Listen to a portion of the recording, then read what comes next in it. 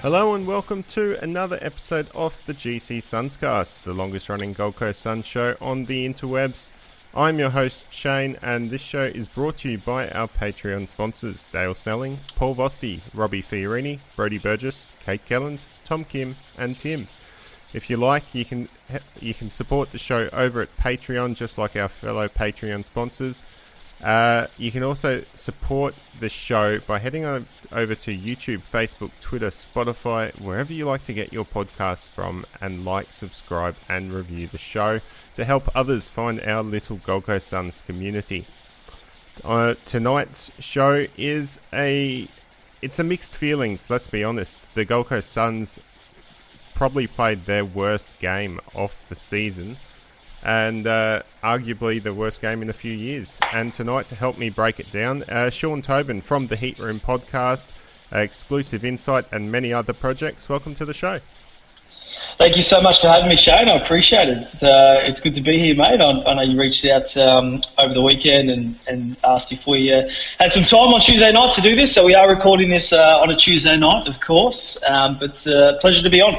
Yeah, fantastic. Looking forward to it. Has the Heat Room recorded for this week? Can I expect to wake up tomorrow morning and see that, or is that still to come?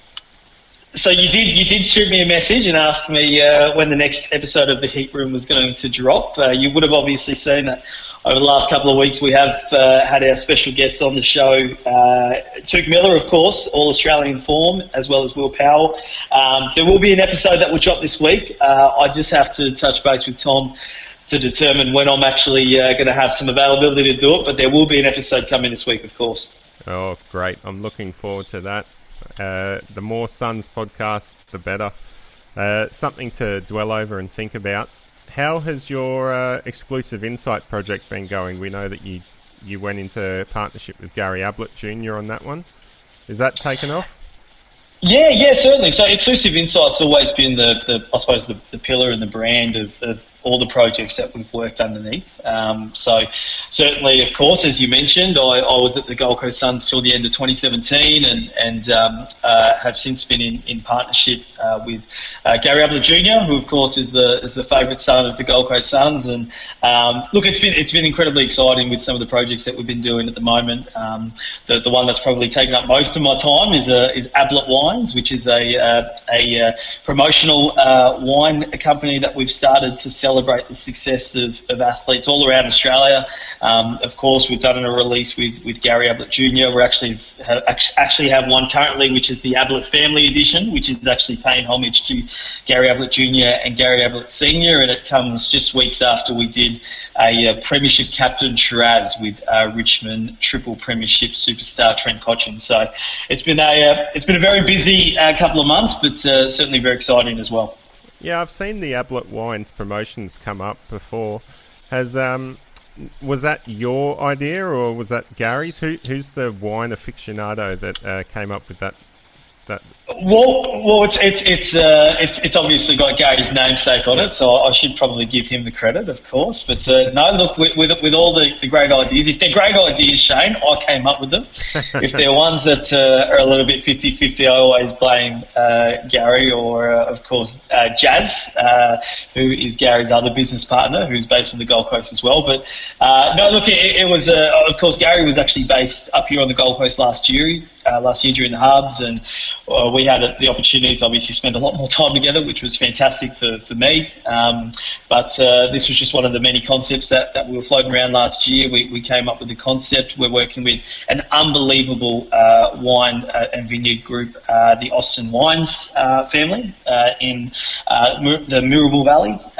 So we've got a partnership in place there, and that's been fantastic. So we've actually got a number of releases that we're looking forward to hopefully dropping this year. That will all revolve around other AFL personalities. So we're very excited. The response has been overwhelming, and they're all limited edition wines, so they're never to be repeated. And of course, for all the Suns fans that are listening right now, there's a limited edition Gary Ablett Junior and Senior Shiraz and Pinot Noir, and every single bottle will actually be signed by both Gary Ablett Jr. and Gary Ablett Sr. So it is a very special release to commemorate their 36 years in the AFL as a family. that sounds great. Anyone that likes to collect football memorabilia or even wine classes, I guess, fantastic opportunity there. So look out for Ablett Wines. One of your other former colleagues that you used to work with back when you were doing the media managing at the Gold Coast Suns was Michael Fish Whiting. So he was on the show last week, and he told us that the Northern Exposure podcast he did with Hamo was actually your idea. Oh, well, I did say to you before, Shane, all the ideas that turned out to be great, they are my ideas. So Fish was absolutely on the money there. I did catch actually the portion of your show last week where Fish was on, and fantastic episode and fantastic guy, Michael Whiting. He's been covering the AFL in Queensland for a number of years. He knows how I feel about him, and I did go to Michael Whiting and Andrew Hamilton, formerly from the Career Mail, now at the Brisbane Lions, in their media relations department. I did go to both guys a few years ago and suggest the Northern Exposure podcast, which was fantastic. Unfortunately, just purely through logistics, as Fish mentioned on your show last week, he's based in Brisbane. I'm obviously based on the Gold Coast with Andrew, and trying to find that time every week to record was incredibly difficult for all of us, and I suppose time does get in the way of things as well. And certainly would love to bring back the show at some stage, but I know obviously with Hamo being involved in the Brisbane Lions, I think even last week he wasn't able to come onto your show, so I reckon we might have to wait for a while there before we get back into it. Yeah, I think that's going to be the key to get Hamo out of the Brisbane Lions den. But did you ever, playing the role of the media manager at the Suns and then also working with those guys on the podcast, which last week we discussed was a lot more opinionated for these guys being able to express their opinions, did you ever feel like you're in the awkward position to have to talk to these guys about, well, what you said on the show isn't really a good look for the Suns? Can we do something about that? You didn't have to discuss that with them? Look, I'll be honest. I think the AFL, in particular, is a sport where at times we do probably try and manage the outcomes or manage the narrative a bit too much. But at the same time, we're an opinion-based industry. So I think it's really healthy to have an opinion. I do a podcast every week with a Brisbane Lions player, Mitch Robinson, which we record every week. And, the whole reason we started that was to give Mitch a platform to be able to have an opinion, which we're very lucky for that to be supported by Culture Kings, 7AFL and Telstra. And, from my perspective, I think it's healthy to have an opinion. I suppose my role at the Gold Coast Suns, I always kind of took the approach that, look, if we deserve a whack us. Does not faze me in the slightest. What I probably didn't want is people not feeling like they couldn't reach out to the club for honest truths or honest commentary. So I took great pride in making people feel like if they called me for anything, they knew they were getting the truth about whatever the topic might be. And I would like to think that's probably the reason why myself, Michael and Hamo were able to still have really good relationships post my days at the Gold Coast Suns and even in the work that they've done since. So, look, I think those guys are incredibly balanced. I think Fish even spoke about it last week, how he probably at times struggled with the concept because Hamo is a lot more opinionated than him. But at the same time, Fish was really honest in some of his assessment, and at the end of the day, I think it's important to be honest in all our communications, and sometimes that's a good thing, sometimes it's a bad thing, but at the end of the day, I think fans, members, and supporters they want to hear the truth, and they don't want a sugar-coated answer. If you genuinely feel passionate about a particular topic, I think it's important that you say it, with no fear or favour. Yeah, and in the spirit of honesty, we're not going to hold back on what happened over the weekend because it's just not something we can sugarcoat. So if you feel like this is going to be a bit too negative, probably tune out for the next 20 minutes and come back later. Well, just on that, Shane, because I wanted to ask you, I noticed that there was actually a supporter Sun supporter on a members page recently who actually called out you for some of your commentary around the Gold Coast Suns and suggesting that potentially you might have been a bit too negative on the club. Did you see that comment? And if so, what were your thoughts when you read it? I was shocked, to be honest. I hold back a lot of my thoughts and opinions on things like this because I'm aware that what I say is likely to reach players and family members of those players, and this is a game of football. It's nothing to attack these people individually or personally. My thoughts and opinions are about the team and the way the game was played, so I try to focus on the facts. So yeah, I was a bit shocked by that. I didn't think I'd been too negative, but I can understand that someone would think that way because the weeks leading up to that comment, we'd had a couple of poor games, and we built up this pre-season that this is the time for us to start bringing expectations to the tables and holding the Suns accountable. They'd let us down in those few weeks, so naturally I felt a bit hurt with the football club. I just displayed that to the best of my ability without being too dramatic or too one-sided. And but you know, it's the social media. There's way more negative people out there than me, and there's also way more positive people out there than me. So I try to keep it balanced. What about yourself? Oh, look, I certainly saw the comment. To be honest, I kind of laughed because I think, as I told you off air, I've probably at times been called out for being too positive. So I kind of thought, certainly over that 2-week period that you mentioned, the club was really struggling to find form.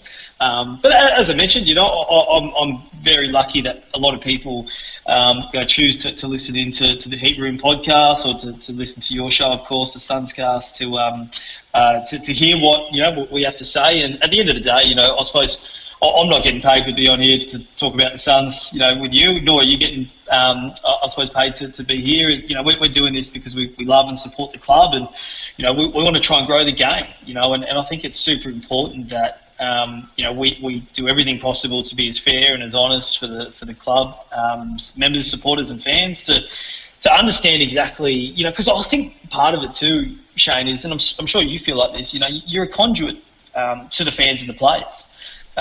You're echoing the thoughts of what fans are feeling and what other fans are wanting to engage with. So I certainly understand, and Gary probably can attest this better than I ever can, that you're not going to appease everyone in life, but I think what's really important is you're always honest with yourself, you're always honest with the commentary that you might have or the feelings that you might have, and understand that it's never personal. And I never take things personal in that regards, because it's just about commenting on the game that we all love.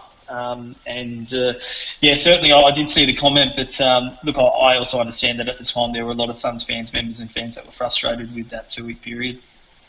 Yeah, look, we thought that was behind us with the way the Suns had started the year, but unfortunately they're still young, they're still going to have these lapses.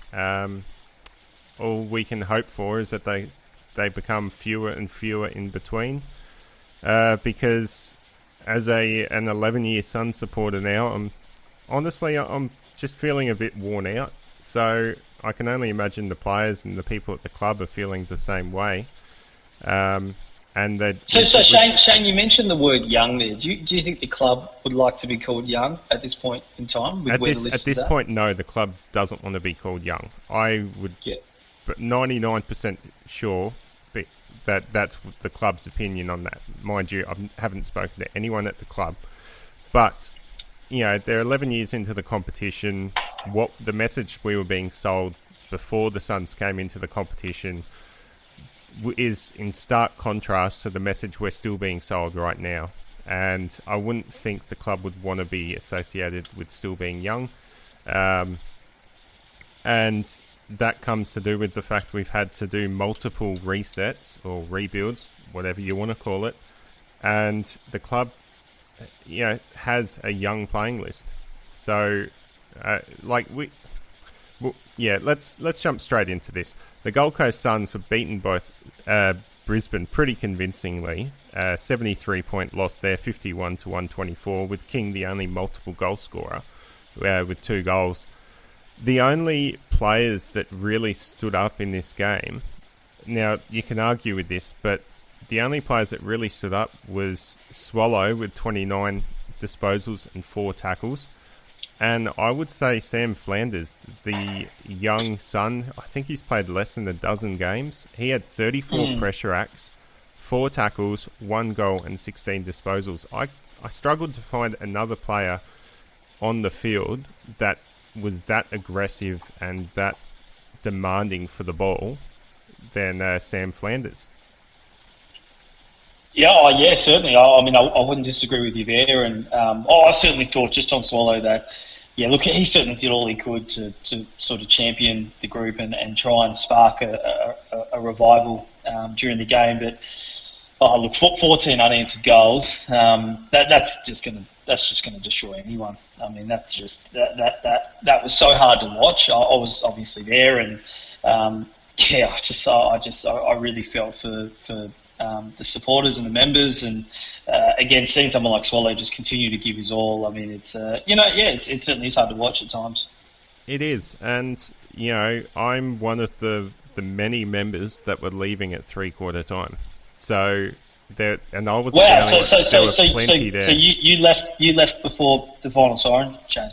Oh yeah, absolutely. I usually leave before the final siren, but that's purely because I want to catch the train back and not have to wait around for half an hour after the game to catch the train. But this was the first time I've left a game at 3/4 time since I want to say 2018.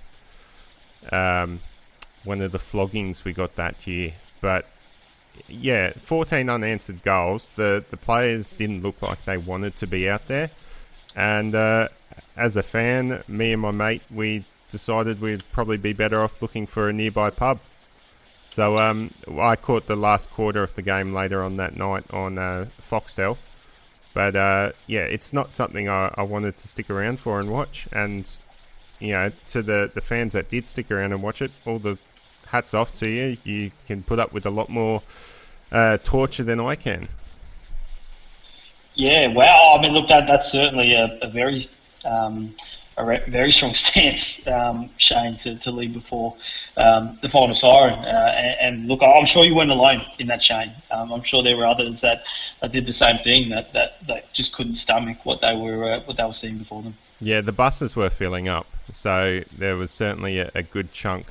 I'd say easily a few thousand that were leaving the stadium at 3/4 time. The only other players that you can mention as contributed to the night, I mean, Jack Lukosius did his job at 689 metres gained, despite the criticism he's received over the last few days for his contested efforts. And Hugh Greenwood, with 7 clearances and 20 disposals, does what he does best. The only thing there was he was down with his tackles, which is surprising because Hugh Greenwood was leading the competition in tackles.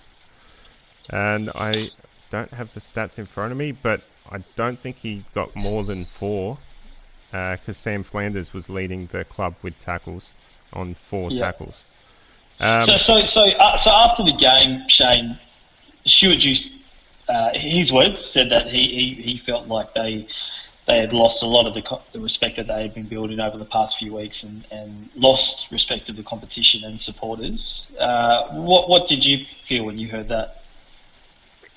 I was actually relieved to hear that, because I was relieved to hear that someone at the football club was taking ownership of what happened, acknowledging that it wasn't good enough, and looking for answers.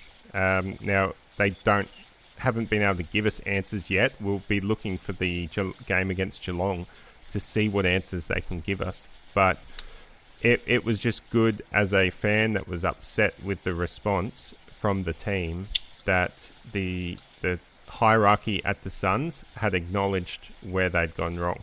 I guess you could call it justification, but you don't want to hear your coach come out and say we've lost respect of the competition. But that's exactly what had happened. And they'd lost respect of the supporters and members, I'd say. Yeah. Well, certainly, I suppose what disappointed me was, for Queensland football, this is our spectacle. This is the best this is one of the best showcases that I suppose either Metricon Stadium or the Gabba is going to be able to have.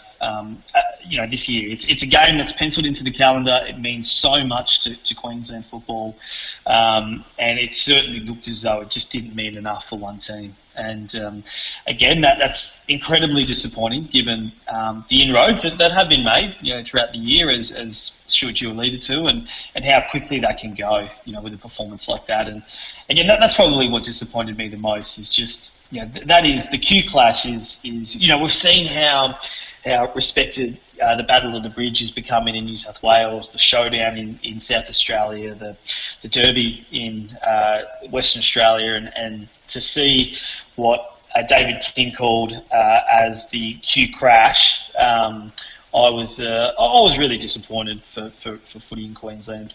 Yeah, you would have done a lot of work in your time at the Suns around this time of year to build up things like the Qclash. So, do you feel like that makes it a little more painful as well? Yeah, certainly. I mean, there's no mistaking that in Queensland and New South Wales, we're not just growing 4 football clubs, but we're also growing the game in these markets. And this is the growth markets. This is where, on the back of last year, with the amount of exposure that Queensland had to AFL football, this is where the growth is coming, and, to see that game, being played on the weekend, and the performance from the Suns. I mean, I'll tell you what, I'm really looking forward to the next Qclash later this year, because I guarantee you the Suns aren't going to be presenting what they presented on the weekend. There's going to be a response. There's going to have to be a response, because this is supposed to be a showcase of the best of Queensland football, and we certainly saw Brisbane are flying, and we saw why they're regarded as a genuine premiership contender, because 14 unanswered goals. I mean, it's inexcusable. Yeah, it is. The things that didn't work, we can point at the effort and the passion, and as myself and a lot of the other fellow supporters around me at the game were blaming the umpires. They not going to umpire bash, but it hasn't been a great weekend for umpiring, and the rest of the media is doing all the bashing for us. But the lack of effort, the lack of passion, we were smashed with disposals. The Lions had 119 more disposals than the Suns, 17 more clearances, 24 more contested possessions, and 90 uncontested possessions more. The Suns basically lost every key indicator for work rate and pressure, and it was very telling on the score and the way that game played out. But it wasn't just that, Sean. It was the contests. It seemed like Brisbane were just pushing boys around the whole time. Brisbane, Harris Andrews was easily able to push Ben King out of the way pretty much every single time the ball went near him, and that followed throughout the ground. The boys just weren't strong enough to plant their foot in the ground and stand up against the Lions. Well, I'll tell you what, the Lions had, I think from memory, it was about 120 more disposals more than the Suns, and only lost the tackle count by 4. That probably tells the story in itself. Yeah. So, where to from here? I mean, looking at the game, you first think, well, the players that aren't chasing, aren't laying tackles, aren't doing the 1%ers, need to have a reality check.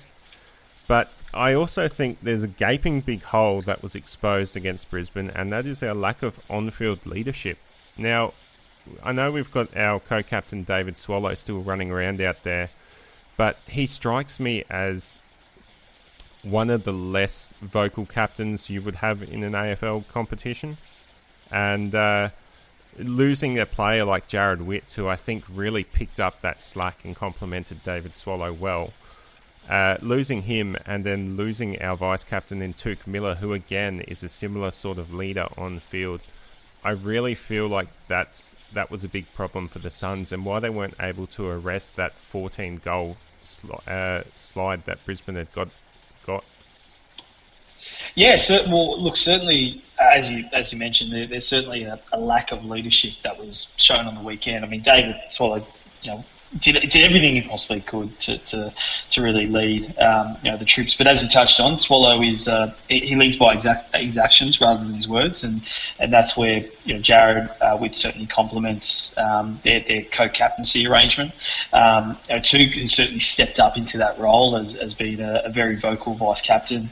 I suppose if you look at the team on the weekend, I mean, of course, personnel has seen Jared Harbrow, obviously not in the side at the moment, but again, you think of the leadership that he brings when he's out, out playing. Over the years, they've lost Pierce Hanley and Michael Riscatelli. So, Matt Rosa, there are players out there that can certainly step up and be those leaders, but I think that's where a lot of the emphasis and investment has to come to as well. We've got to be developing these guys as quickly as possible to become those leaders that we need in the team, because the list is what it is. You can't just magically go and get a 200 game player from somewhere else and just expect that they're going to help fill a void. Like the list is what it is.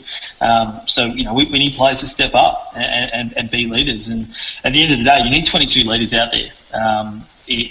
Playing their roles to the best of their abilities to help the side win. Yeah. I saw an interesting stat the other day regarding the Suns team that ran out against Brisbane, and only 3 players from that side had played over 100 games, 150 games, because I'll add that Sean Lemons has now hit 100 as well. But Brandon Ellis, David Swallow, and Hugh Greenwood, the most experienced players in that side.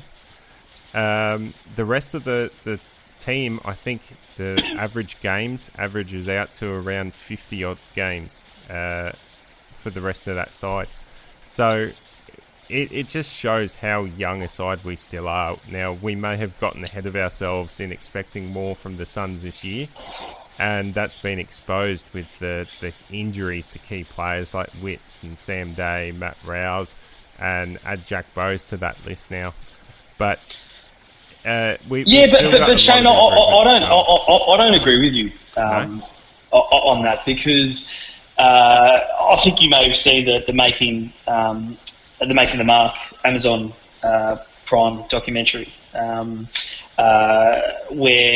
there was a conversation being had. You might have seen it doing the rounds last week between Simon Bennett, a director of the Gold Coast Suns, and Stuart Dew, where it was said in the documentary, and I'm paraphrasing here because I don't have the quote in front of me, but it was something along the lines of Simon was saying to Stuart on the documentary that, look, while winning games while being close and being close to winning games is admirable, it's being close is not good enough anymore. And so they're in the mode of winning. That's where they believe they're at. That's the measuring stick that the club internally is using. So if that's the messaging, that has to filter through to all the communications.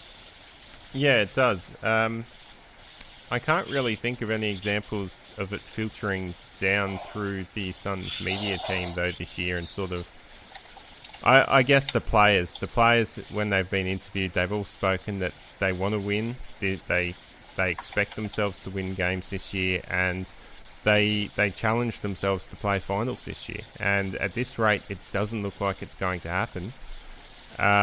So you don't think that the goalposts have been shifted because of key injuries? Well, my only view is if injuries to 3 key players is going to throw out the objectives that you have for that year, then I would say that the objectives were wrong. Like, at the end of the day, you've got 22 players out there. everyone needs to step up and perform their roles. And whether externally that's the message or not, we found out internally from the documentary that that's the internal message that they believe, that being close isn't good enough anymore. They need to be winning games of football. And that's the messaging. That came from a director of the football club. And I'm not saying that's wrong. I'm saying that's the attitude. And I love the fact that that's the attitude, because that's how you create excellence. You need to be setting high standards. And I love the fact that Stuart Dew and Simon Bennett that's their mindset, because essentially that's what they're telling us through the documentary, is that's where they see themselves being in a win now mode. Yeah, it's definitely something that we've been trying to convey this year, hasn't it? On the Heat Room podcast, I think what you said on the Heat Room podcast earlier this year about expecting more, and basically along the lines of what you were just saying, and I wholeheartedly agreed with you on it and started running with it on this show as well, because it's really a community thing that we've got to hold them accountable if that's what they're going to set themselves to, because otherwise who else are you answering to? Well, my view is, when we talk about the club, we're talking about the players, the coaches, the staff, the members, the fans, the supporters. And look, it was a really interesting sort of comment that who was it? The Brownlow medalist Adam Cooney made it a couple of weeks ago about the Suns. Did you see what Adam Cooney had to say about the Suns? No, earlier this year. Remember. So he spoke about. I'm just trying to get up the tweet at the moment, because I thought it was quite interesting when he spoke about the Gold Coast, and I suppose what he. I suppose just the feeling about whether or not there's enough pressure. He said, and I quote, "I love the way they play, but the issue with the Suns is that they're out of the pressure cooker. There's no real heat on these players. They've got it too easy up there." And I kind of looked at that and went, well, he's not wrong.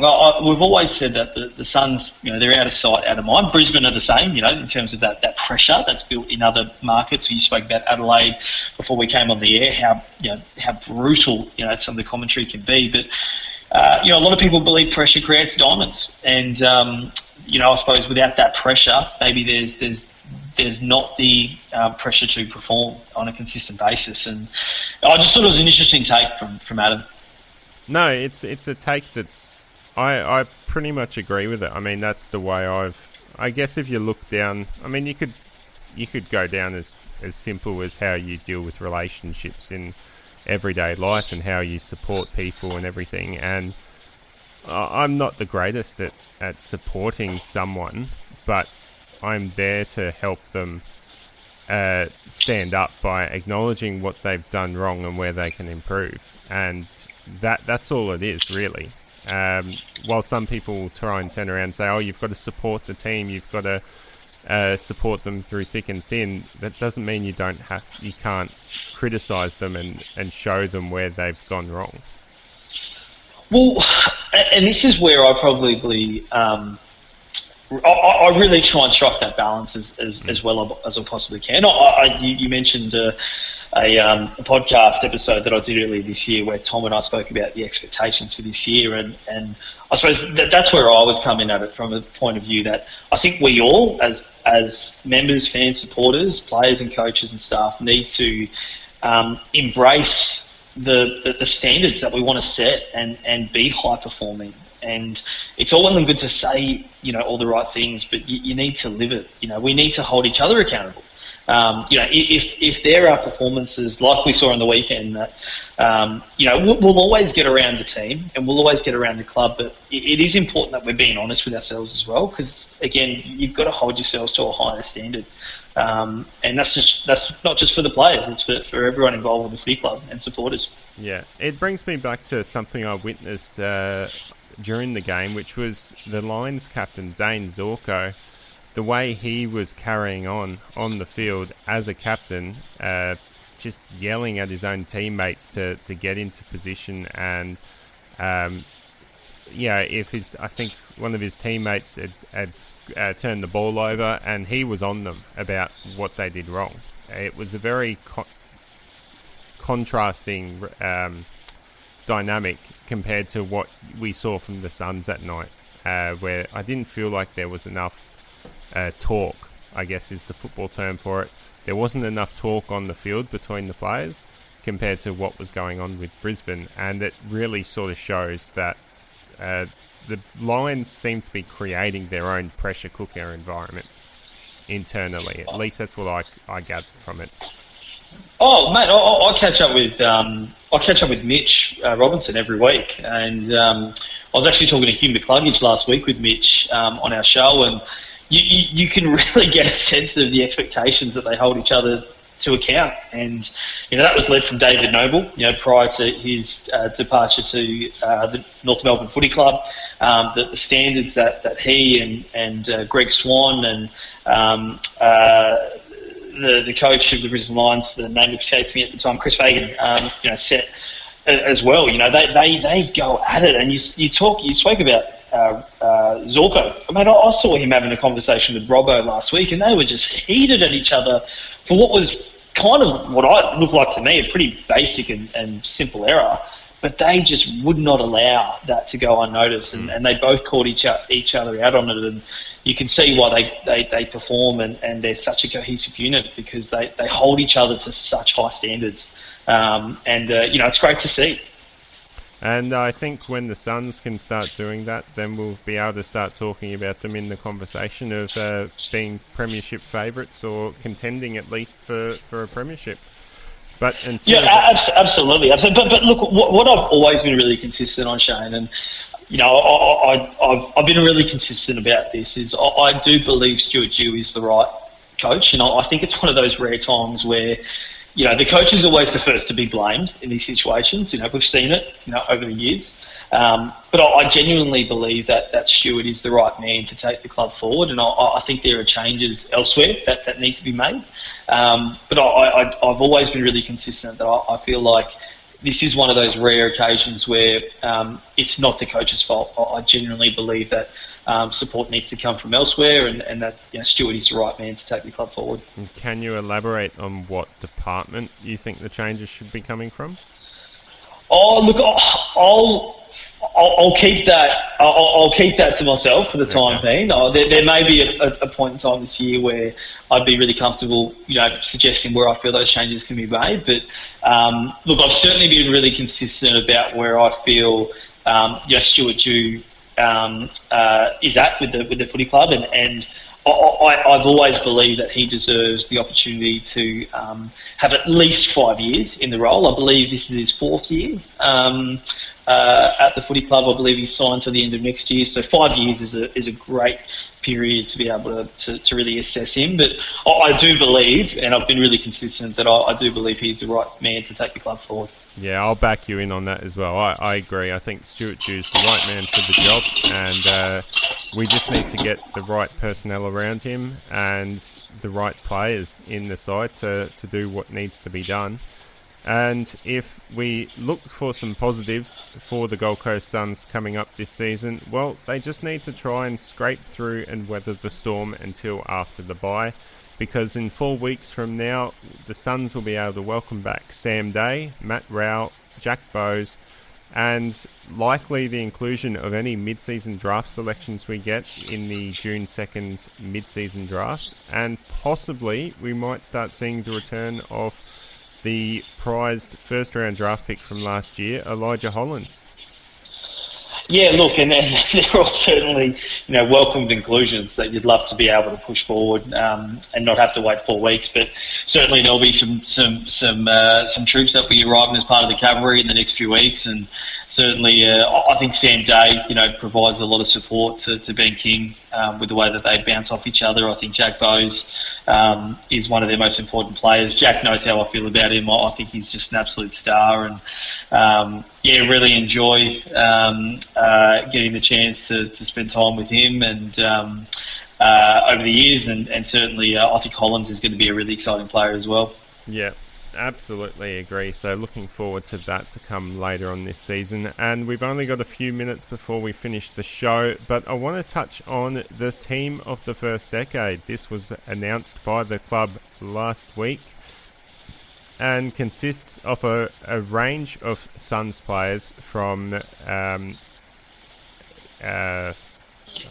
foundation players, that's the word, foundation players all the way up to current players that and players that have only just come into the side in the last few years. So we've got Jared Harbrow, Stephen May and Charlie Ballard on the back line, Trent McKenzie, Sam Collins and Adam Sard on half back, Tuke Miller, Dion Prestia and Michael Riscatelli in the midfield, Alex Sexton, Charlie Dixon and Jack Martin on the half forward flank, Harley Bennell, Tom Lynch and Brandon Matera in the forward line, Jared Witts, Gary Ablett as captain and David Swallow as vice-captain as the followers, and Sam Day, Cade Kolajasny, Jaeger O'Meara and Lockie Weller all make the interchange. A lot of these players, you've had your time with, Sean, being at the club in that era. Are there any names, let's start, any names that stand out that maybe surprised you being on there? Look, to be honest, I think, and we should make mention of the panel who actually helped put together the actual team of the decade, from Guy McKenna, the inaugural coach of the Suns, to Stuart Dew, to Jared Harbrow, who of course is the club's games record holder, Mark Robinson from the Herald Sun, and then also Alistair Lynch from Fox City, who I don't think there would be a TV commentator who's seen or who's been at more Suns games over the years than Alistair Lynch. So I think he was a fantastic addition, with of course Mark Evans playing the role of non-voting chairman. And look, I think they did a pretty good job, to be honest. Every winner of the Club Champion Award, which I believe should be called the Gary Ablett Medal, but that's for another day, was certainly included in the team. There were 9 current Suns players, I believe, that made the team. And look, I think the balance was really right. I feel there are certain players like Jared Harbrow who, and Stephen May, and I would even go as far as saying, yes, Sam Collins now. I mean, they're just absolute locks down back. So you look at that back line, but the back line, I'm looking at it now with even the inclusion of Cade Kolajasny off the bench. I reckon they probably got that right. What do you think? Yeah, the back line, I feel they've got that right. I can't think of any names that are blindingly obvious there. I think the Cade Kolajasny one is probably the most surprising out of the whole list. Yeah. I certainly think probably what helped him is there were a couple of years there where he finished, I believe, in the top 3 and the top 5 for the best and fairest. So I think that certainly plays a role, in terms of the footy that he did play, was at a very high level. I mean, geez, the raps on Cade were just huge, and I certainly loved the way that he played the game.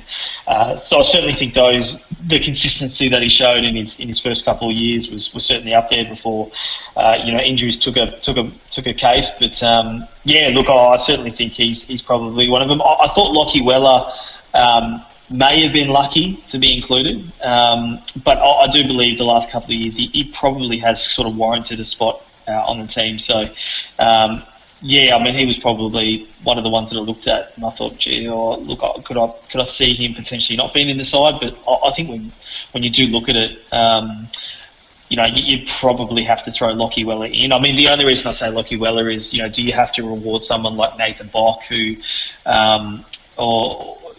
really, played an instrumental role in those first couple of years before that broken leg. I mean, he was just massive coming to the club as an All-Australian defender. But, look, I would say Lockie's probably surpassed him and deserves a spot in the team. Yeah. All in all, I think it's hard to argue with that side. It pretty much is correct, even down to the captain and the vice-captain. It's hard to argue against them. But that's all the time we've got for today. So until next time, go Suns. Thanks, mate.